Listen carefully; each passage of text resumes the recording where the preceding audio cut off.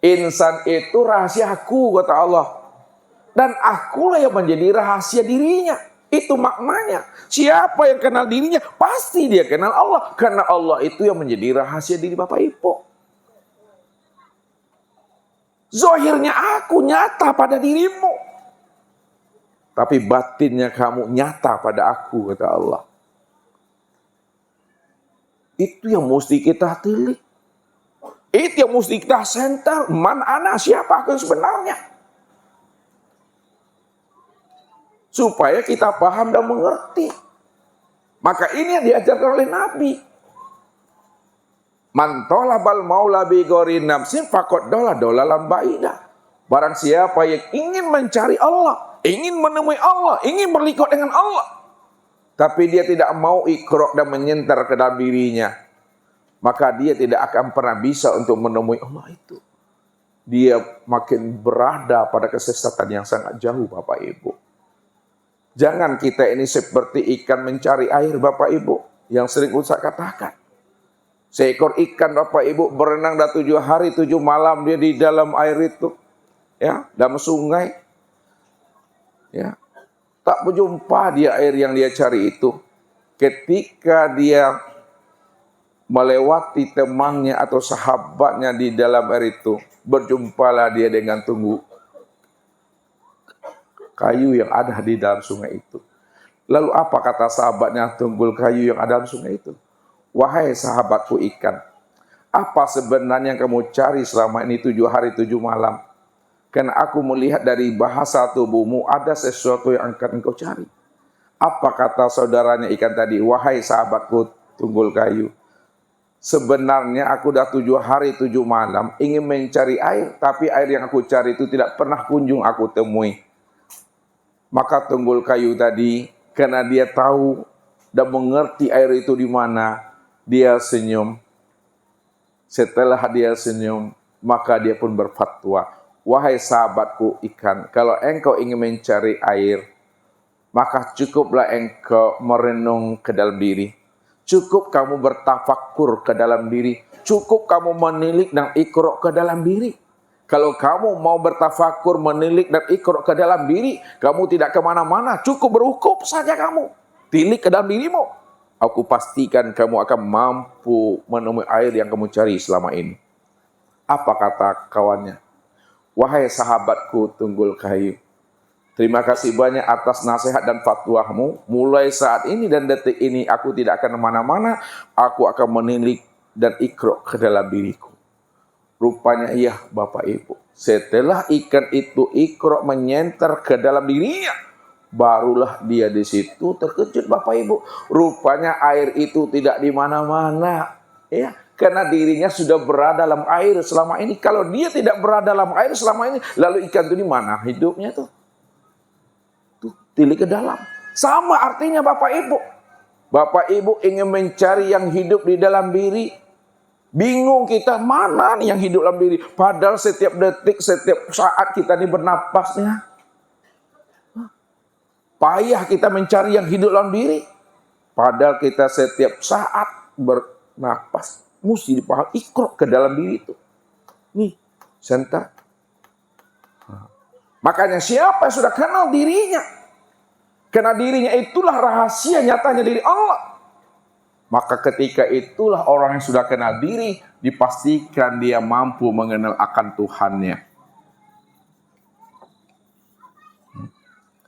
Man arafa nafsahu faqad arafa rabbahu.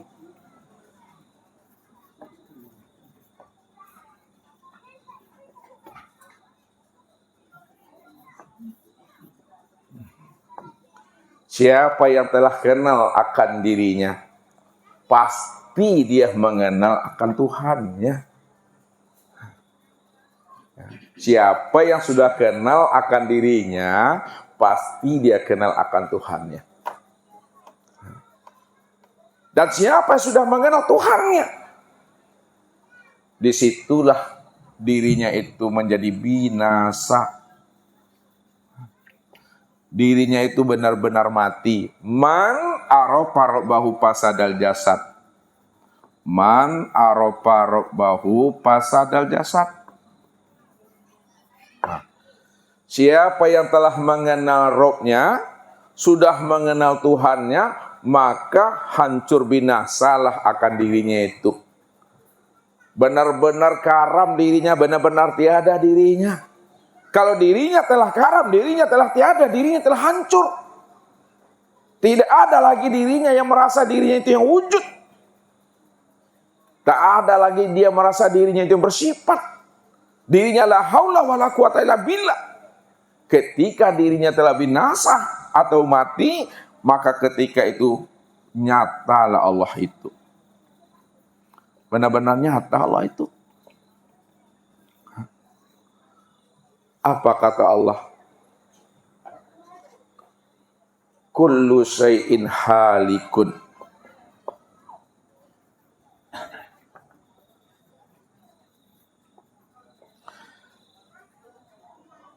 Illa wajhahu. Tiap-tiap segala sesuatu itu binasa. Tiap-tiap segala sesuatu itu adalah hapus. Tiap-tiap segala sesuatu itu sebenarnya tidak ada.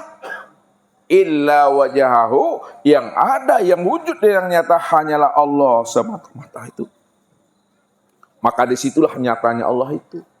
Ini yang diingatkan Allah kepada kita. Bila engkau adalah engkau, maka engkau tak kenal aku. Bila engkau bukanlah engkau, pasti engkau kenal aku. Maksudnya, bila engkau adalah engkau, maka engkau tak kenal aku. Bila engkau merasa engkau yang bersifat wujud, engkau yang merasa, yang melihat, mendengar, berkata, mengetahui, berkuasa, berkehendak dan hidup itu, pasti kamu tidak akan pernah mengenal aku, karena yang sebenar wujud itu aku, kata Allah. Yang sebenar-benarnya melihat, berkata itu aku. Yang sebenar-benarnya mengetahui, berkuasa, berkehendak hidup itu aku. Tapi kalau engkau merasa, kamu tidak akan pernah bisa mengenal aku. Namun apabila engkau bukanlah engkau, pasti engkau kenal aku. Kalau engkau sudah menyadari bahwa diri engkau itu memang nggak ada, disitulah engkau bisa mengenal yang sebenar ada itu aku. Makanya yang menjadi hijab kita untuk mengenal Allah itu adalah keakuan diri sendiri. Inilah pesan Nabi. Bunuh keakuan diri yang merasa diri itu ada. Jangan merasu-rasu juga. Tuh. Bawa-bawa sama ada yang aden juga. Kalau kita masih merasa diri kita ini ada di situ, maka apa kata ujudu kazanbun, adanya pengakuan dirimu itu yang dosa itu. Itu yang dikatakan namanya najis batin. Itu yang dikatakan junub batin. Kalau najis batin Bapak Ibu, mandi kita dibersihkan dengan 7 lautan, dengan 7 samudra. Orang yang najis batin itu tidak akan pernah bersih dirinya itu. Tapi kalau diri ini yang jasmani ini kena najis zahir dia. Kena nanah, kena darah, kena muntah, kena kencing dia. Bisa dibersihkan dengan air musola kita ini. Bisa dibersihkan dengan air sungai kita itu. Bisa dibersihkan dengan air yang turun dari langit dan yang terbit daripada bumi. Kalau najisnya najis zahir. Tapi kalau najis batin tidak bisa dibersihkan Bapak Ibu. Lalu gimana caranya Ustadz? Apa kata Allah? Kalau kita ingin membersihkan najis batin yang ada pada diri kita ini, jawabannya Allah katakan apa? Faqtulu anfusakum. Zalikum khairul lakum inda bariikum fataba alaikum. Siapa yang ingin membersihkan najis batin, nuju batin yang ada pada dirinya, bunuh dirimu.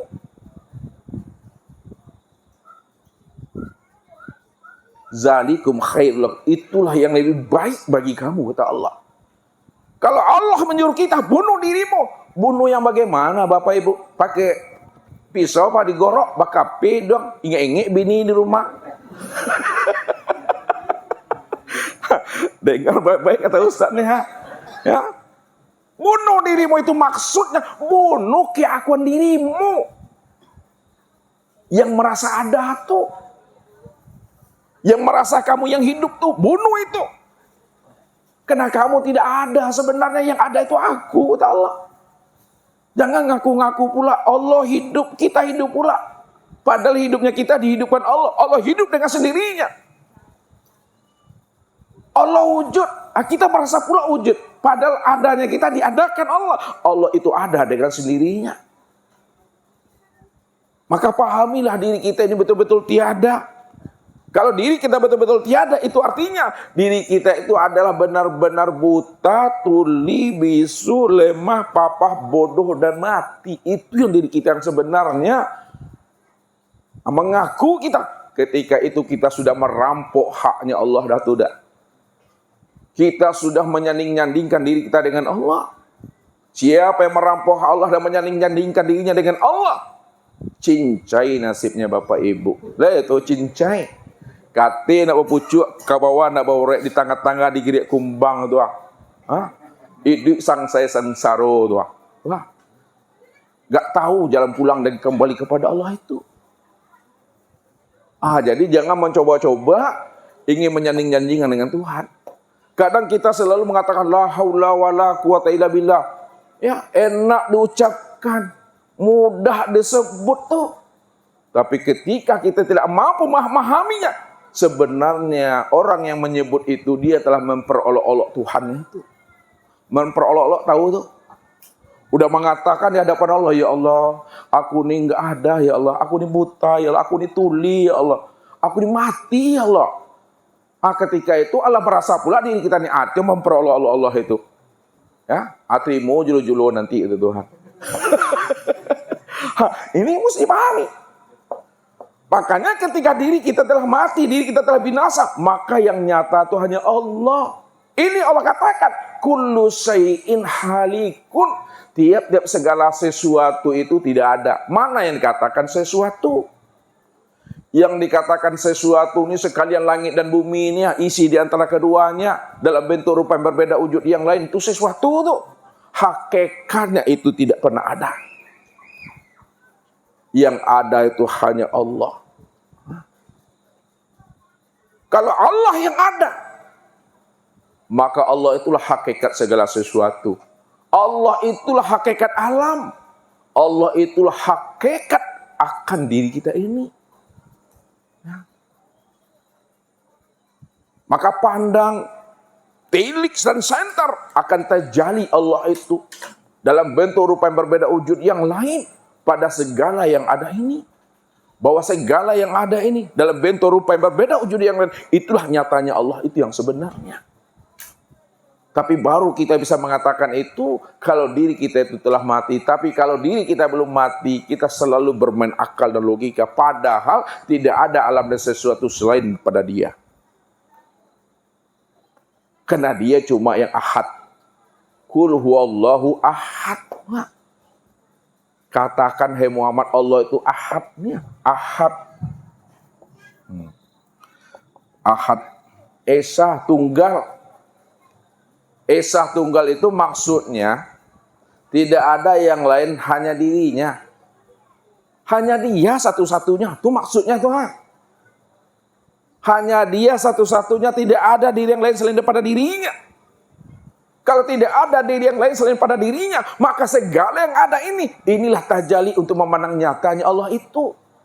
Maka disinilah orang-orang arif billah, orang-orang arifin selalu membuatkan suatu perumpamaan supaya hati kita itu mampu menafikan segala yang wujud dan yang ada itu.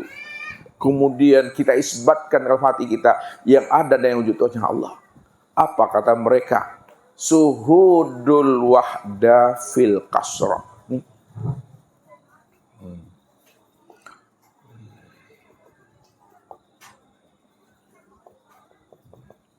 Suhudul kasrah fil wahda.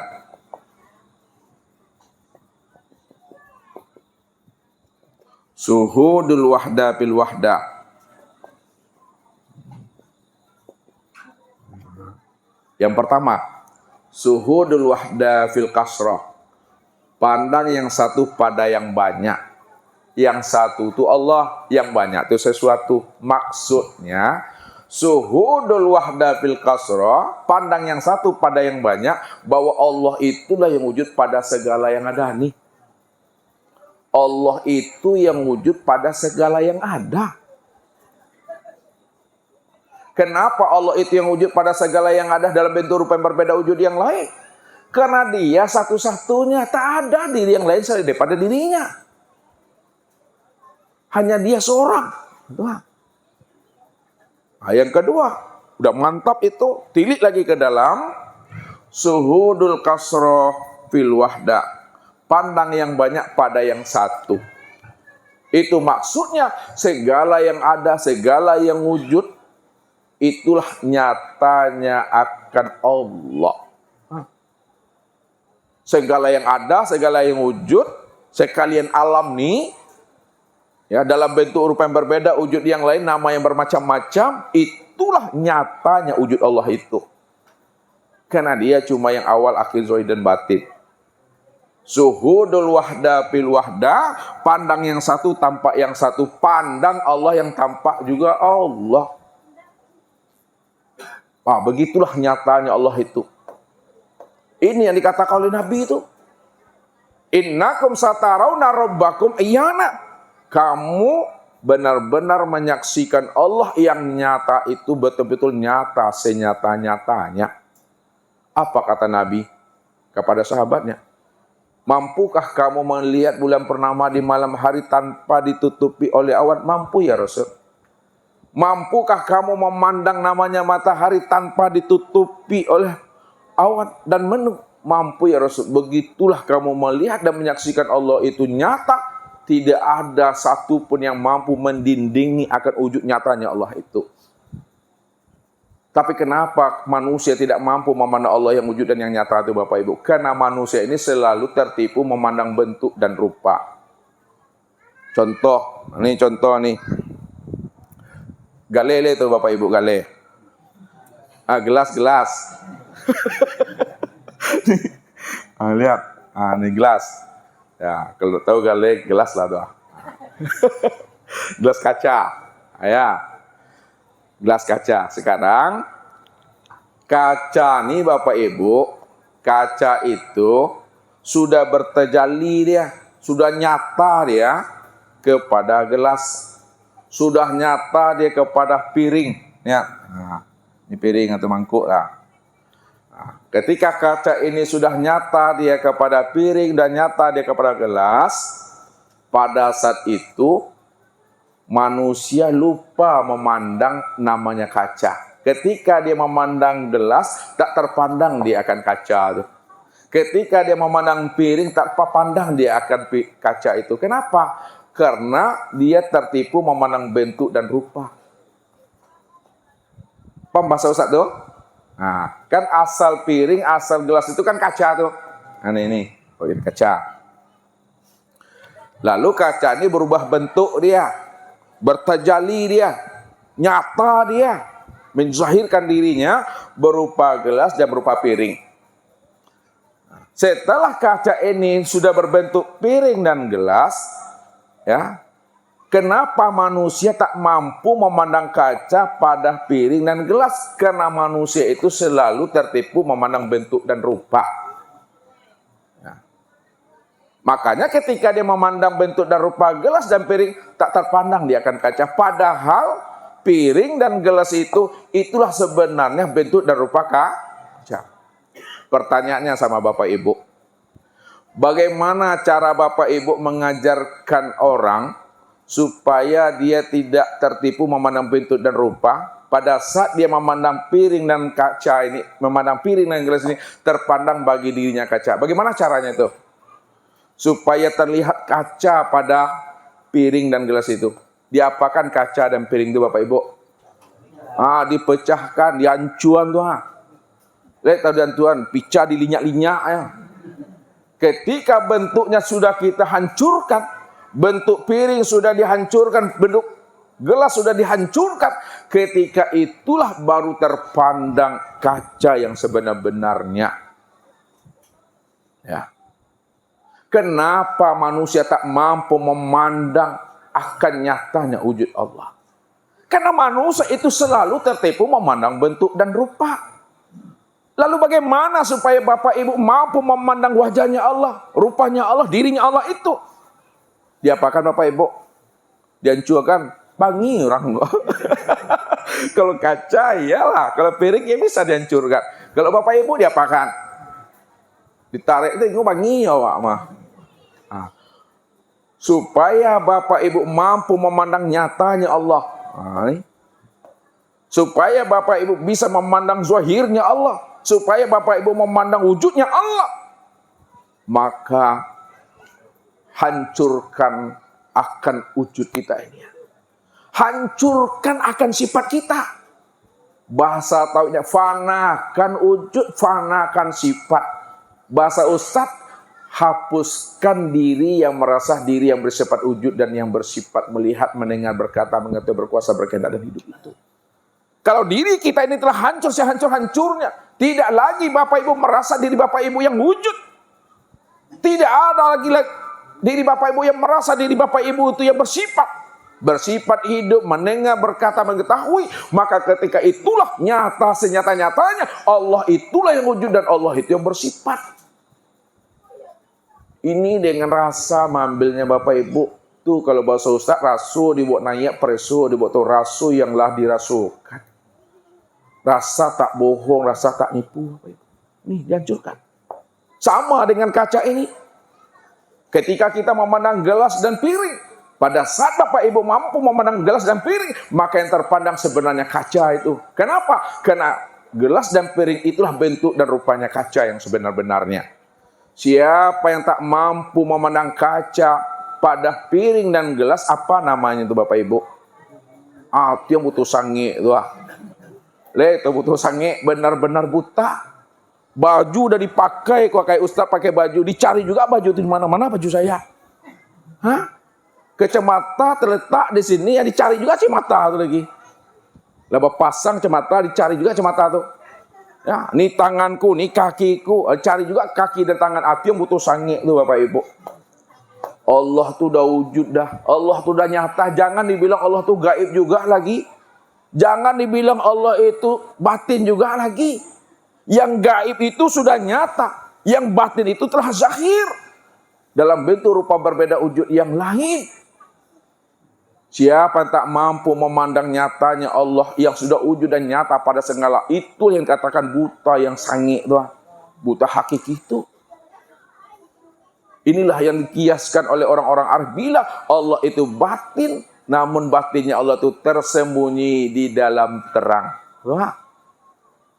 Kalau bahasa Ustaznya, orang tak mampu mengenal Allah yang sudah nyata pada segala yang wujud, itulah manusia yang tak kicua di nantarang namanya. Tak kicua di nanggalok biasa tuh Bapak Ibu. Pada gelap tak ada lampu biasa tuh, tapi kalau tertipu kita dalam keadaan terang tuh sakit banati itu mah. Ya. Karam di tengah lautan biasa tuh. Karena di tengah lautan. Tapi kalau karam di tepi lautan bedo bananya awak. Jadi jangan kita mau tertipu dalam hidup ini. Kenalilah tajalli Allah itu supaya kita betul-betul mengenal Allah itu dengan pengenalan yang sempurna itu. Di mana letaknya Bapak Ibu? Melihat ketika ada seorang manusia yang selalu menyebut-nyebut nama Allah. Lalu Allah cuek kepada dirinya.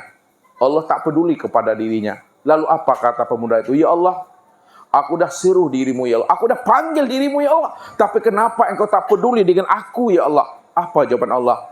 Kamu waktu hidup di dunia, kamu juga tak peduli dengan aku. Kamu juga cuek dengan aku. Lalu apa kata pemuda tadi?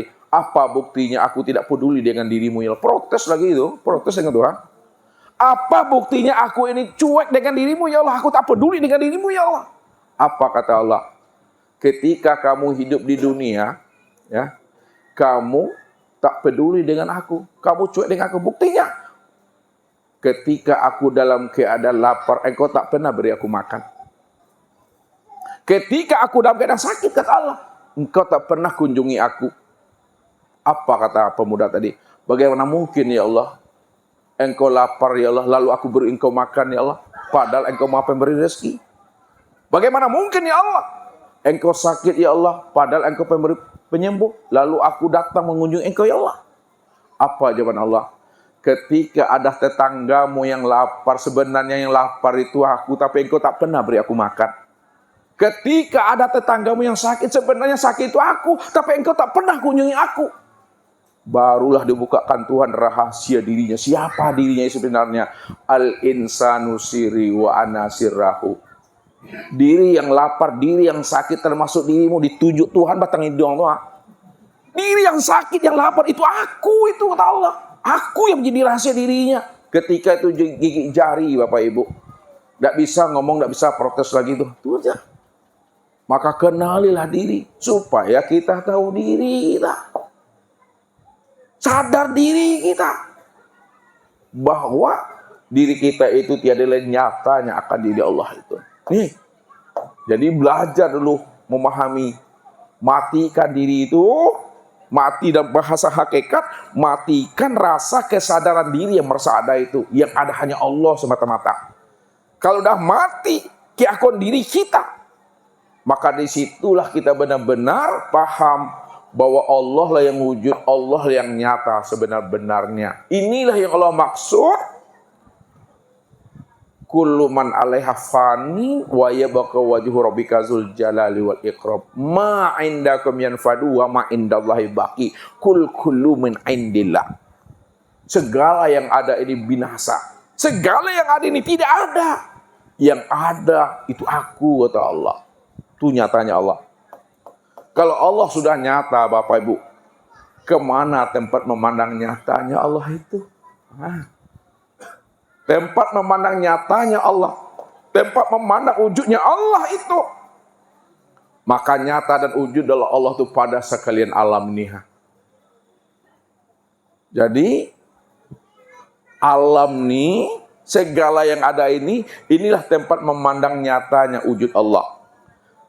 Akan tetapi Bapak Ibu, kesempurnaan memandang nyatanya wujud Allah pada alam itu sempurnalah pada insan. Itu dia. Sempurna pada insan. Tuh. Tempat kesempurnaan nyatanya memandang Allah pada sekalian alam sempurna pada insan. Maka dikatakan tadi al-insanu sirri wa ana sirrahu.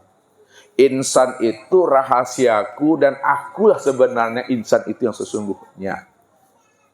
Kalau memang Allah itu sudah nyata pada insan, apanya Allah yang nyata pada insan itu? Nah, lihat, yang nyata pada insan itu adalah zatnya, sifatnya, asmanya, dan af'alnya. Nyatalah zat Allah, nyatalah sifat Allah, nyatalah asma dan af'al Allah itu pada insan. Karena insan ini tempat memandang nyatanya zat Allah, sifat Allah, asma Allah dan af'al Allah, maka disebutlah insan itu wujudullah. Itu dia, wujudullah.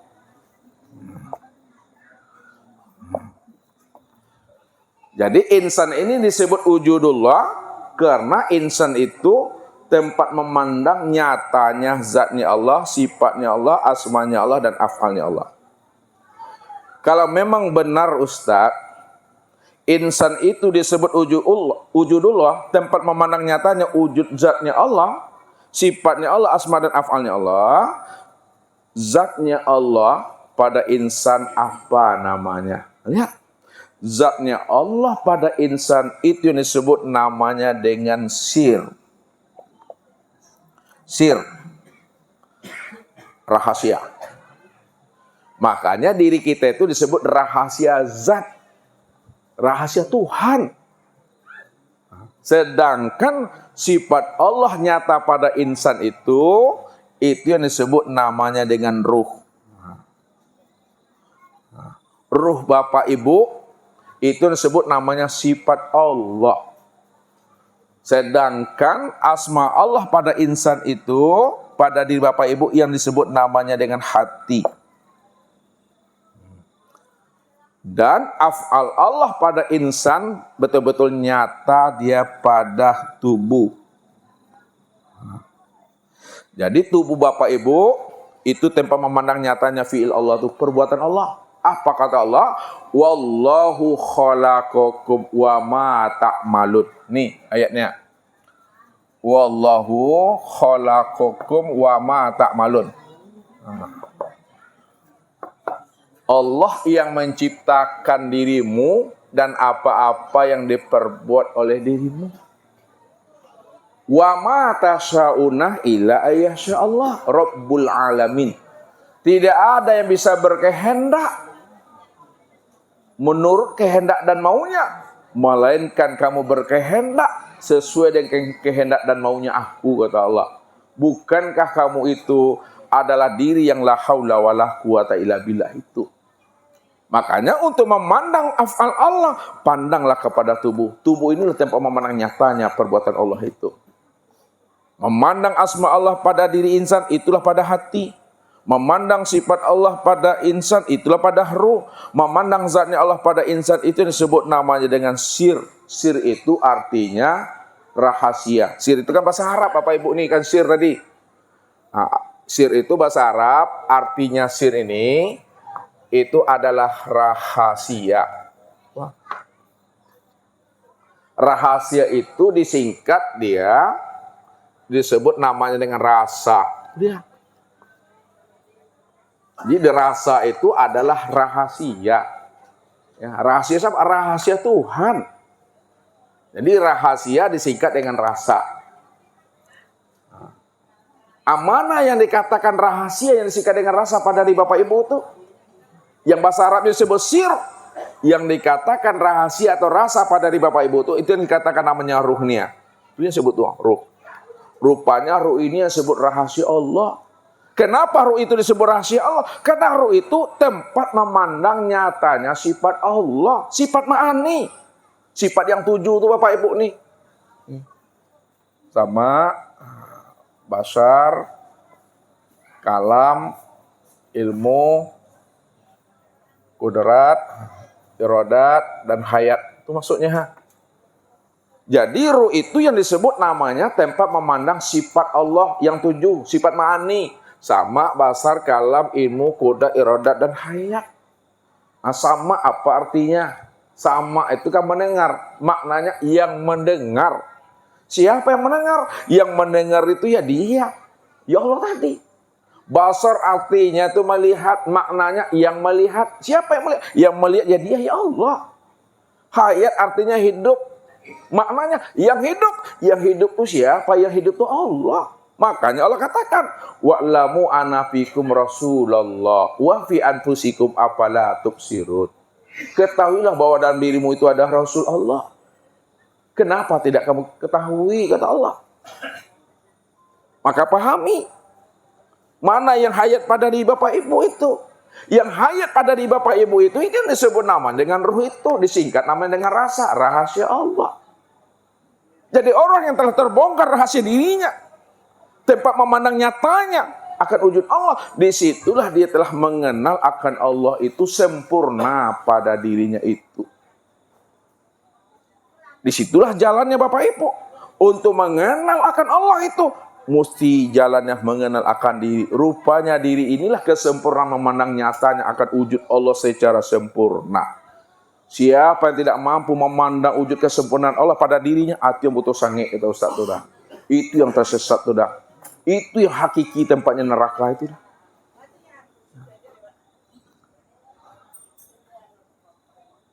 Ini jalannya Bapak Ibu. Nah, kalau udah paham kita di situ, udah ngerti kita bahwa kita ini rahasianya Allah, yang disebut wujudullah, nyatanya Allah. Apa pesan Nabi kepada Bapak Ibu? Man arafallah fahuwallah. Ini pesannya. Man arafallah fahuwallah.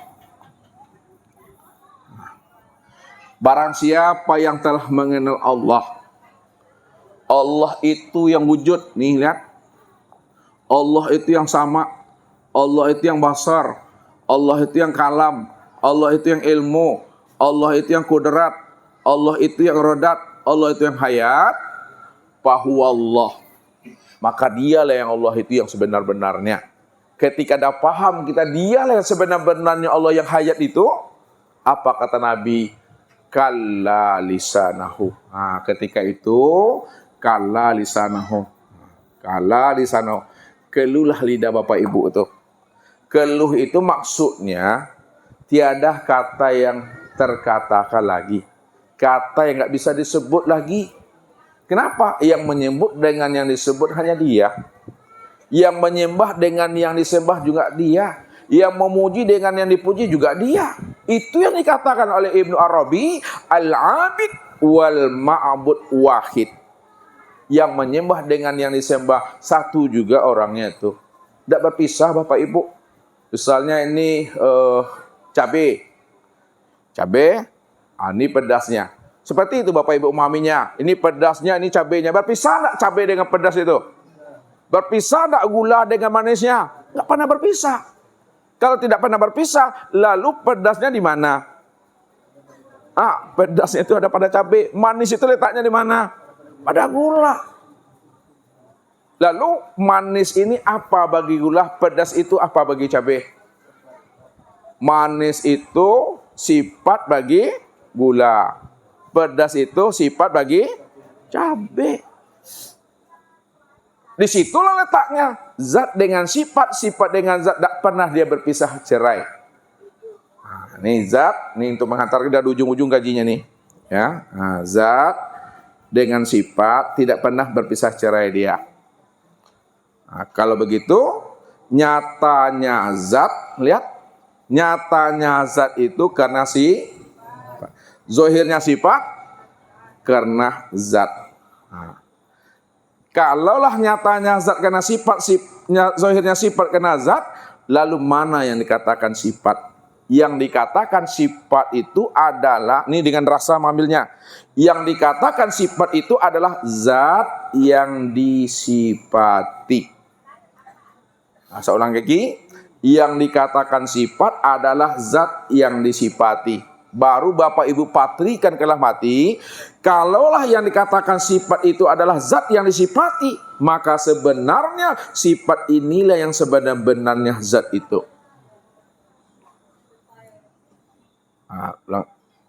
Saya ulang lagi ya. Yang dikatakan sifat yang dikatakan zat itu adalah yang katakan sifat adalah zat yang disifati. Kalaulah yang dikatakan sifat itu adalah zat yang disifati, patrikanlah mati, maka yang sebenar-benar sifat itulah zat yang sesungguhnya. Sekarang kita ganti namanya. Sifat ini namanya apa? Muhammad. Zat itu namanya Allah. Nyatanya Allah karena Muhammad, zahirnya Muhammad itu karena Allah. Paham Bapak Ibu itu? Nyatanya Allah karena Muhammad, zahirnya Muhammad itu karena Allah. Nyatanya zat itu karena sifat, zahirnya sifat itu karena zat. Lalu kita beri namanya, sifat itu namanya Muhammad, zat itu namanya Allah. Nyatanya Allah karena Muhammad, zahirnya Muhammad itu karena Allah. Lalu mana yang dikatakan Muhammad? Yang dikatakan Muhammad adalah Allah yang disifati. Kalaulah yang dikatakan Muhammad itu adalah Allah yang disifati oleh Muhammad, pastikan dalam hati bahwa Muhammad itu yang sebenar-benarnya Allah itu. Itu yang tiada berpisah cerai itu. Makanya diambil kesimpulannya, Allah tuh diriku, Muhammad itu wujudku. Allah tuh diriku, Muhammad itu wujudku. Atau bahasa lainnya kalau Bapak Ibu bisa memahaminya, ambil salah satu yang mudah memahaminya. Zohirnya aku, ya, ini kata Allah tuh, zohirnya aku nyata pada Muhammad. Batinnya Muhammad itu nyata pada aku. Ya, sebutannya dua, hakikatnya satu. Secara syariat disebut Muhammad, secara hakikat disebut Allah. Patrikan dia tuh. Kalau udah dipatrikan dia, Disitulah kesimpulannya, Allahu ruhun wa Muhammadun jasadun. Allah itu batin, nyata pada ruh. Muhammad itu zahir, nyata pada tubuh. Nah, ya. Disitulah dikatakan tadi, zahirnya aku nyata pada tubuh, namun batinnya tubuh ada pada aku. Itu yang disebut namanya ruh. Sekarang kumpulan Allah dengan Muhammad, Muhammad dengan Allah, kumpulan ruh dengan tubuh, tubuh dengan ruh, itulah yang disebut namanya dengan insan. Ya. Nah, perpaduan, penyatuan tubuh dengan ruh, ruh dengan tubuh disebut insan. Penyatuan Allah dengan Muhammad, Muhammad dengan Allah disebut dengan insan. Insan inilah kesempurnaan tanpa memandang rahasia akan nyatanya wujud Allah itu. Disitulah Bapak Ibu telah mengenal dengan pengenalan sempurna Allah itu secara zahir dan batin. Itulah makna syahadat yang sebenarnya.